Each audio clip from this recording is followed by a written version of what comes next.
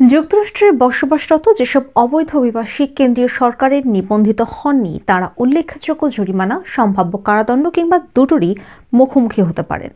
গত মঙ্গলবার দেশটির হোমল্যান্ড সিকিউরিটি বিভাগের জারি করা একটি নির্দেশনায় এই তথ্য জানা গেছে। হোমল্যান্ড সিকিউরিটির একজন মুখপাত্র বলেন, ট্রাম্প প্রশাসন সব অভিবাসন আইনের প্রয়োগ করবে। আমরা বেছে বেছে কোনো আইন প্রয়োগ করব না। আমাদের মাতৃভূমি ও সব মার্কিন নাগরিকের সুরক্ষা ও নিরাপত্তায় আমাদের নিশ্চয়ই জানা উচিত কে আমাদের দেশে আছেন।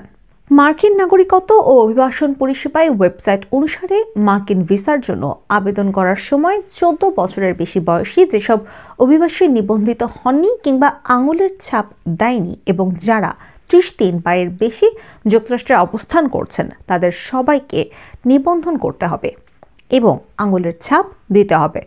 ওয়েবসাইটের তথ্য অনুযায়ী একজন অভিবাসী যখন নিবন্ধন করে আঙুলের ছাপ দেবেন তখন হোমল্যান্ড সিকিউরিটি বিভাগ নিবন্ধনের প্রমাণপত্র সরবরাহ করবে।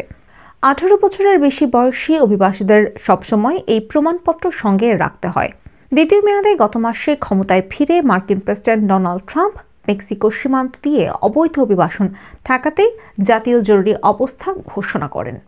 পাশাপাশি কেন্দ্রীয় সরকারি অভিবাসীদের নিবন্ধন নিশ্চিত করার জন্য হোমল্যান্ড সিকিউরিটি বিভাগকে নির্দেশ দেন।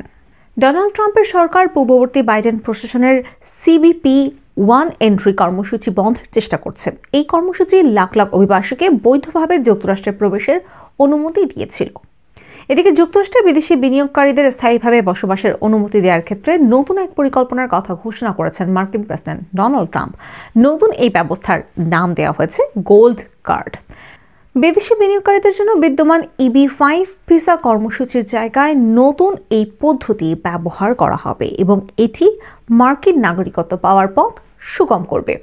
প্রতিটি গোল্ড কার্ডের মূল্য ধরা হয়েছে $50 লাখ, বাংলাদেশি মুদ্রায় যা 60 কোটি টাকার বেশি। ট্রাম্প সাংবাদিকদের বলেন, গোল্ড কার্ড ব্যবস্থার আওতায় যুক্তরাষ্ট্রের স্থায়ী অধিবাসী হতে বিদেশি বিনিয়োগকারীদের বিপুল পরিমাণ অর্থ খরচ করতে হবে। এতে যুক্তরাষ্ট্রে কর্মসংস্থানের সৃষ্টি হবে। বিদ্যমান EB-5 কর্মসূচির আওতায় যুক্তরাষ্ট্রের ব্যবসায় বিনিয়োগের প্রতিশ্রুতি দেয়া বিদেশিদের গ্রিন কার্ড দেয়া হয়ে থাকে। ট্রাম্প বলেন, আমরা গোল্ড কার্ড বিক্রি করতে যাচ্ছি আর সে কার্ডের মূল্য ধরা হবে $50 লাখ। এটি আপনাদের গ্রিন কার্ডের সুবিধা দেবে এবং এটি নাগরিকত্ব পাওয়ার একটি পথ হতে যাচ্ছে। ধনী ব্যক্তিরা এই কার্ডটি কিনে আমাদের দেশে আসবেন। 2 সপ্তাহের মধ্যে এই পরিকল্পনা সম্পর্কে বিস্তারিত তথ্য প্রকাশ করা হবে বলে জানিয়েছে ট্রাম্প। এক সাংবাদিক ট্রাম্পের কাছে জানতে চেয়েছিলেন, রুশ ধনকুবেরাও এই গোল্ড কার্ড পাওয়ার যোগ্য বলে বিবেচিত হবেন কিনা। জবাবে তিনি বলেন, হ্যাঁ, সম্ভবত। আমি কিছু রুশ ধনকুবেরকে চিনি যারা বেশ দারুণ মানুষ।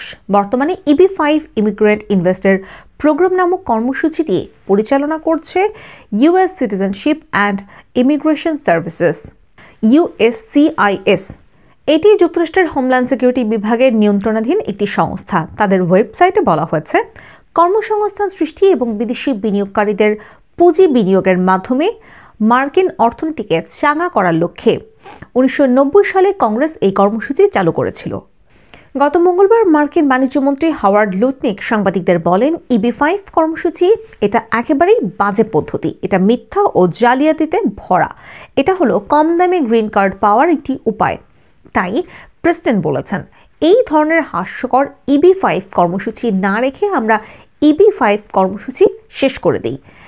এর জায়গায় আমরা ট্রাম্প গোল্ড কার্ড আনতে যাচ্ছি।